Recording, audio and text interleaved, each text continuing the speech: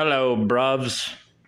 Um, I went out to Royal Oak today because I bought a decent jar, old velvet peanut butter jar, or peanut jar, to go with my other velvet peanut jar. They're both a little bit different, but that's not why we're here. Drink of choice is Wuta. And since I was out in Royal Oak, I went to their Salvation Army, which was absolute shit. It was like a boutique, and it was book bereft of books. So I was like, this place sucks. And I left. Whoa, yeah, break those jars. Break those jars, dummy. Oh. All right, so I've got two sets of books. Put the woot to there. One are books that I bought today, and then books that I've purchased in the last month or so. True crime, which I lent to my mother, and she has returned them. So let's get to the fucking books. The Hobbit by J.R.R. Tolkien. Everybody knows what The Hobbit is. This is an older paperback, and most of these old paperbacks are generally worth $10-ish. I don't know why, because there's weirdos that still read about hobbits, but that's what it is. Murder Without Icing. And as you can see, it's about hockey, and then there's the dog, and then some dude that looks like Al Pacino. A John Putnam Thatcher mystery by America's Agatha Christie. I only bought this because hockey. When Sloan Guarantee Trust decided to sponsor, is that how you spell guarantee? Hockey telecast, there was little excitement. After all, the cellar-dwelling Huskies were not much to get stirred up about. At least not until the incredible winning streak shoots them into first place and uncovers two corpses along with some high-finance wheeling and dealing. Since the prime suspect is a big Sloan customer, John Labatt Putnam Thatcher, senior vice president, has got to get him off the hook. A masterful plotter. Like a masterful rotter. I still haven't sold that fucking license plate, sadly. Let me get some water.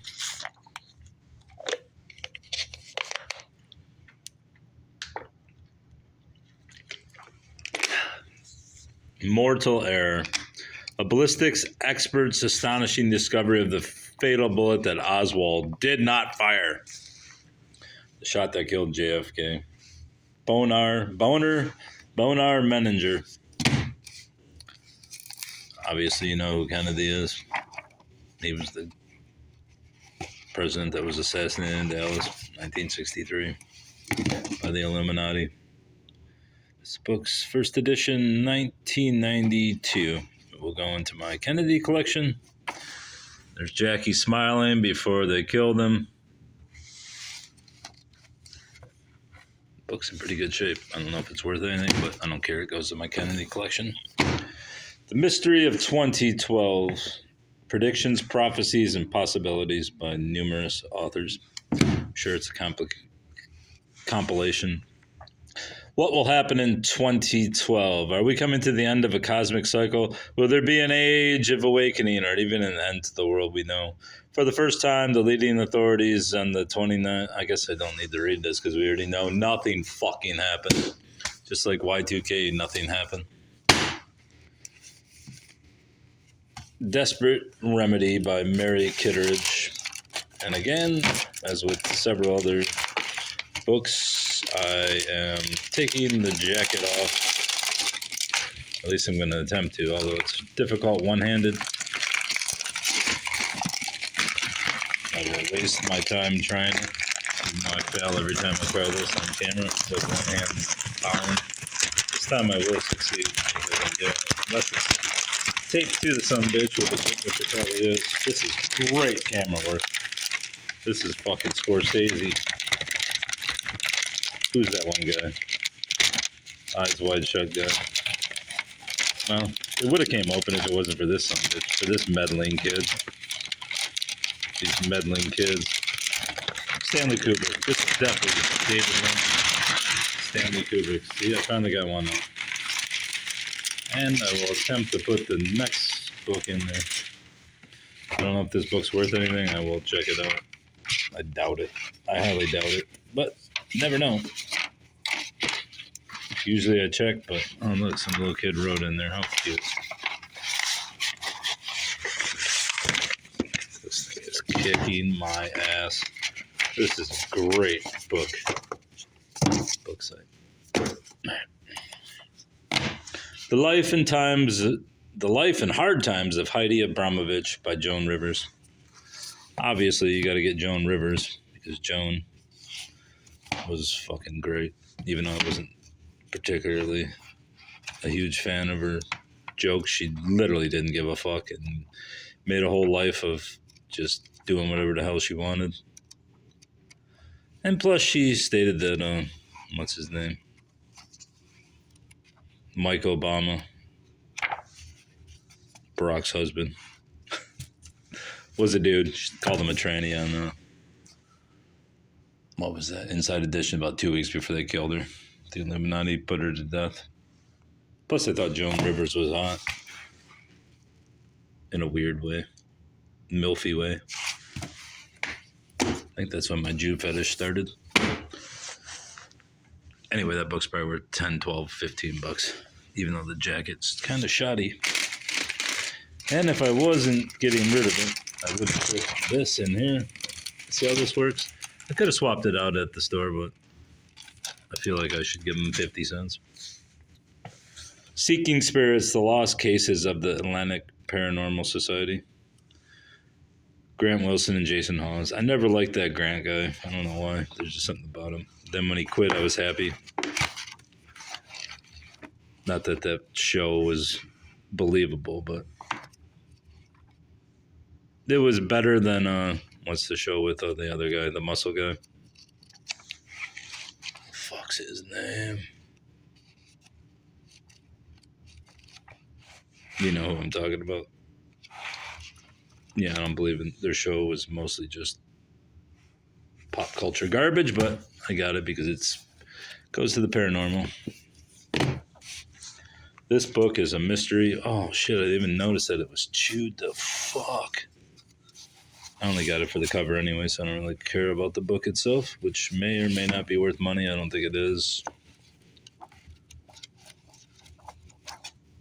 Don't really care what it's about, but I like the fact that this lady wrote it. This housewife. Catherine Aird, a pseudonym. What? Is of Scottish parentage, but was born and educated in Huddlefield, England. For some years now, she has lived in a village in East Kent near Canterbury, where she acts as a dispenser and receptionist for her doctor father and takes an active interest in local affairs. Her widely acclaimed first novel, The Religious Body, was published last year. I would put this on there, but I don't think the book's worth shit. I'll just go on my pile of cool mystery book covers. William Blake, Songs of Innocence and of Experience. If you've ever seen the movie Dead Man with Johnny Depp, you know William Blake. You are William Blake. Gary Farmer believes that he happens across Johnny Depp. I can't remember his name's William Blake, you dumb fuck. His name is William Blake, and he goes to the town named Machine for a job, and when he gets there, the job isn't available, and then some guys attack him or something like that, and then he ends up shooting one of the guys. Then he becomes a fugitive, and then William Blake, or Exabiche, he who speaks loud says nothing, Gary Farmer's character, leads him on his life, on his escape, helping him, unwittingly helping him as a fugitive. It's one of the greatest movies ever that I've seen, and that's why I got this. Plus, if it didn't have these little color illustrations, which I assume are like the first edition kind of deal, I probably wouldn't have gotten it, but just for those two facts alone, I got it. Plus, I don't think I've really read much William Blake, but now I have a chance to if I feel like it. Dreams of Isis, A Woman's Spiritual Sojourn by Normandy Ellis. I believe this book is worth some money. That's why I got it.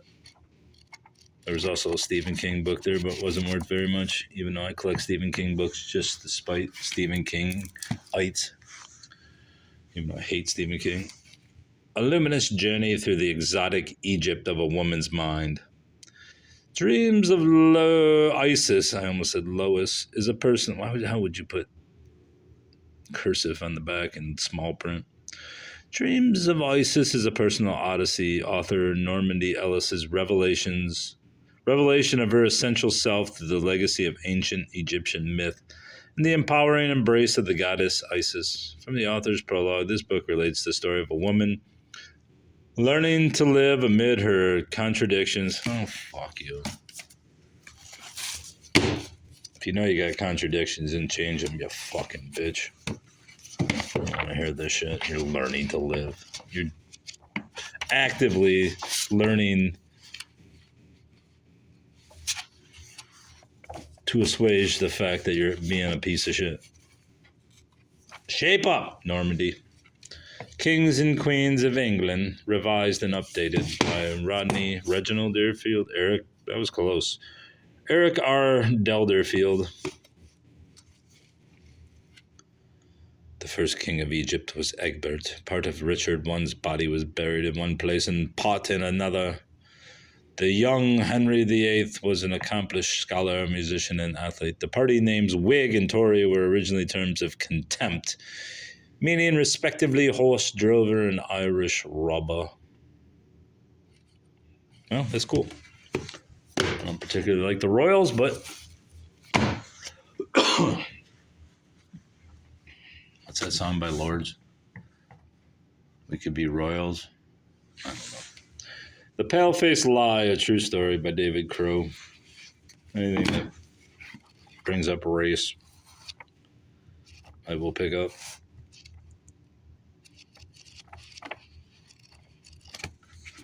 This is David Crow's A Violent Ex-Con forces his son to commit crimes in this riveting memoir.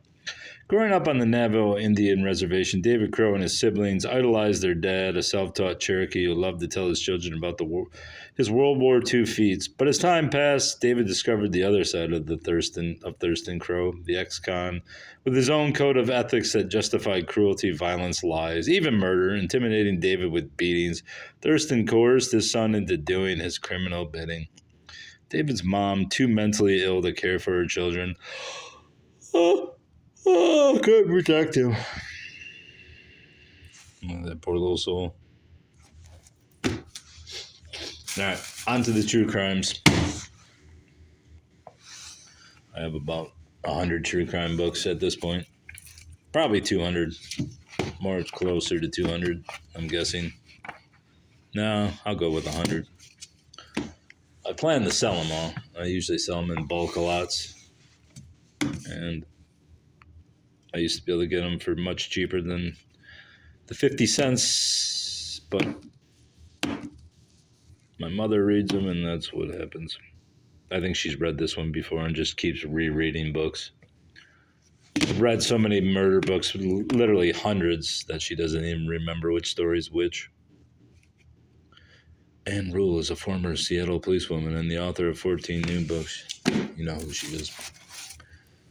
This one she did not read, and it's Murder, Inc., revised, still unrepentant, perpetrated by Dillis Wynn.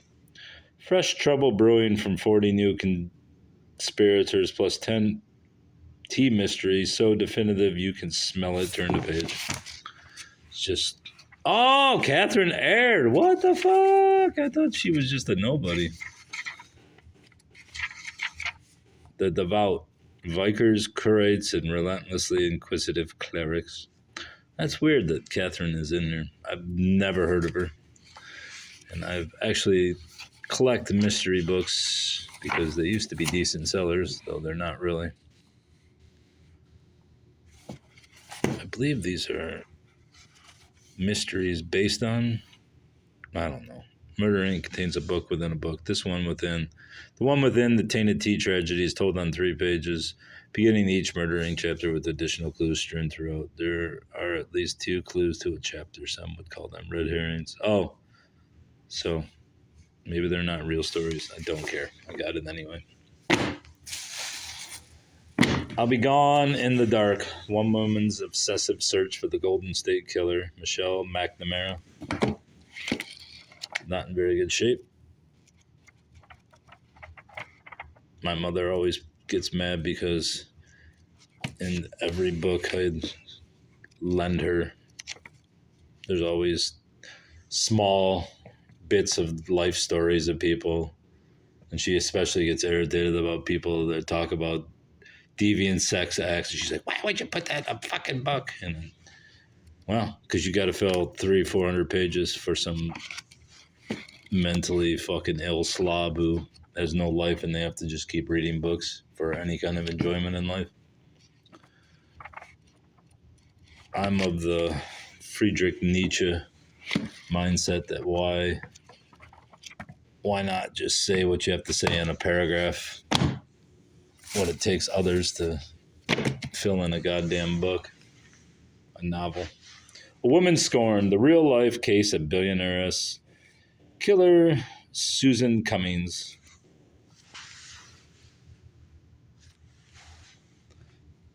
Who did she kill? She killed this dude. Billionaire Susan Cummings was very rich, even by the exalted standards of Virginia horse country. Shy and single, she used just 2 rooms in her huge mansion and slept with a .357 Magnum under her pillow. Some people called her haughty. Others said she was strangely obsessive, eccentric, and emotionless, with a strong distrust of people. Her lover, I thought she was single, Roberto, an Argentinian polo player with an eye for wealthy women, was undoubtedly handsome and possessive, and he was also cheating on her. But police, answering a mysterious 911 call, saw him only as a bullet-riddled corpse. Telling of escalated abuse, Susan displayed the blood running freely from knife wounds on her arm and said she shot him in self-defense, yet police had their doubts, claiming that Roberto had been dead so long, the pool of his blood looked like sticky red jello. Yeah, she killed him. She didn't want to fuck with Roberto. Too Late to Say Goodbye, a true story of murder and betrayal by Anne Rule. I won't belabor the point on these. Lowell Caulfield, House of Secrets. A true story of family murder and madness. On an October night, 1993, at one of the campgrounds dotting Florida's Gulf Coast, ex-con Eddie Lee Sexton told his daughter Pixie to silence her crying baby. Incredibly, the young mother smothered the helpless infant. What? Stuffed its tiny corpse into a gym bag and then buried it in a shallow grave. Less than a month later, Eddie Lee ordered his son Willie to strangle the baby's bereaved dad during a family picnic. Sexton was priming his 3rd victim when the FBI and Florida cops finally caught up with him. Soon learned that these killings were the final heinous act of a sadistic, incestuous monster. What? Whose reign of psychological and sexual violence had begun back in Ohio.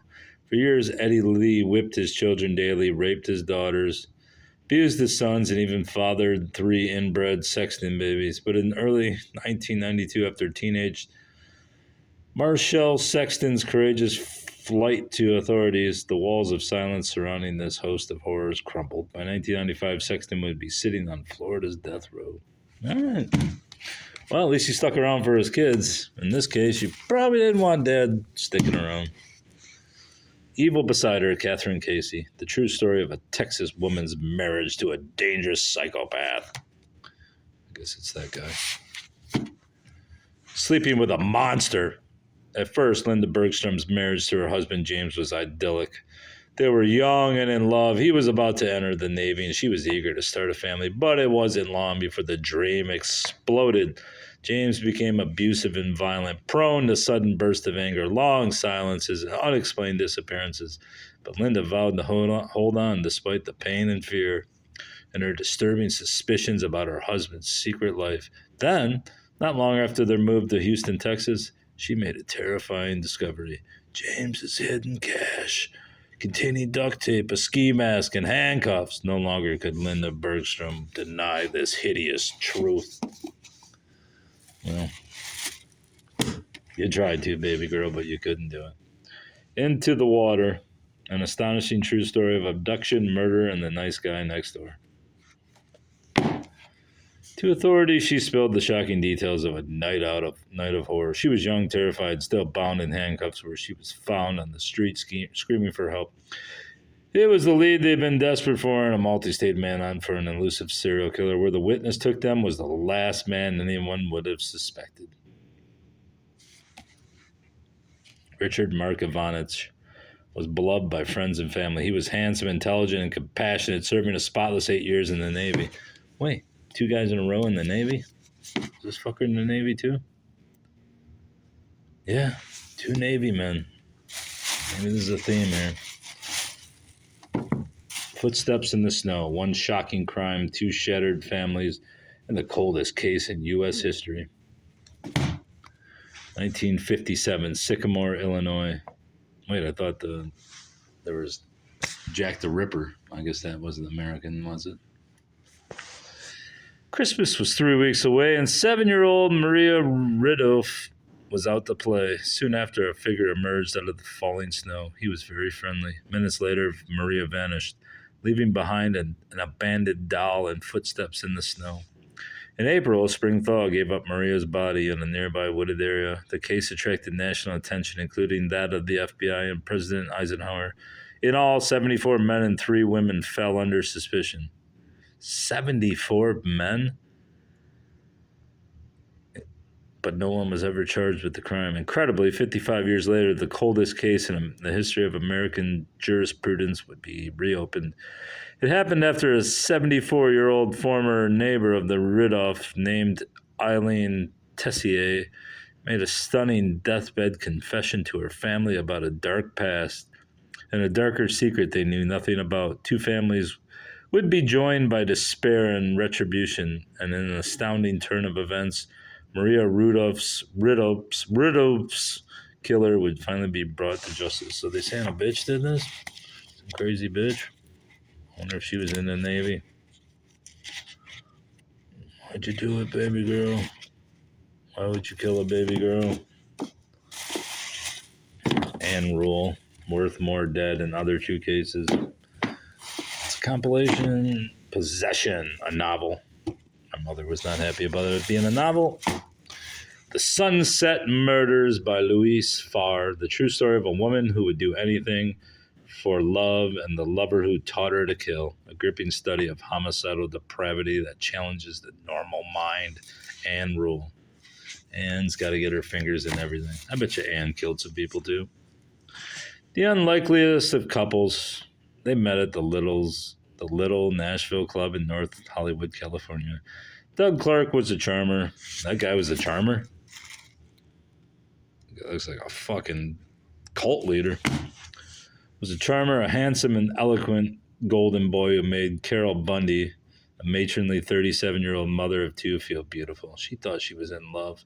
In truth, she had met one of the most cold-blooded killers of this century, a man who would sweep her into an orgy of sexual obsession and serial murder.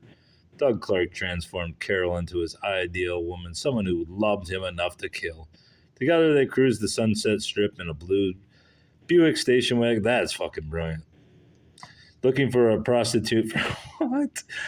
Hey, baby, let's go pick up some whores and kill them. Looking for a prostitute for Doug, the next victim in their series of grisly sex murders that claimed the lives of 8 young women.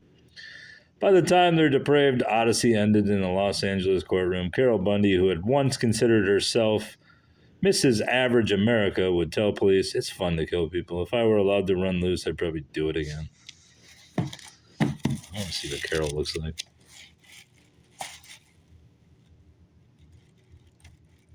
There's Doug. Yeah, he looks insane. Is this Carol? There's Carol. I can see why she killed people. Guess I can see why Doug did too. He's kind of got that fucking pug look to him. And a John Boy Walton Pug look. Oh, there's somebody's number, 519-332-3845. Call them. Actually, don't. You'll probably get murdered. And Rule, Bitter Harvest, A Woman's Fury, A Mother's Sacrifice. And this Halloween, no one cares about Anne Rule. And the last book, Memphis, Murder and Mayhem. In 1914, Memphis was dubbed the most violent city in America. By 1932, it had a new title, Murder Capital of the World. Wow. That was quick acceleration. It's a cool paddy wagon, though. If you get it to not have a shine on it. Focus, focus, focus. With his alluring hospitality, legendary cuisine, and transcendent music, Memphis is truly a quintessential southern city, but lurking behind the barbecue and blue suede shoes is a dark history checkered with violence and disarray. Revisit the mass murder of 1866 that took more than 50 lives, the infamous Alice Mitchell case of the 1890s, and a string of unthinkable 20th century sins. Author and lifelong Memphian Teresa Simpson expertly explores some of the River City's most menacing crimes and notorious characters in this riveting ride back through the centuries. Maybe I'll eventually put these books away, though I'm not seeing that happen anytime soon. I'm too fucking lazy. All right, bye.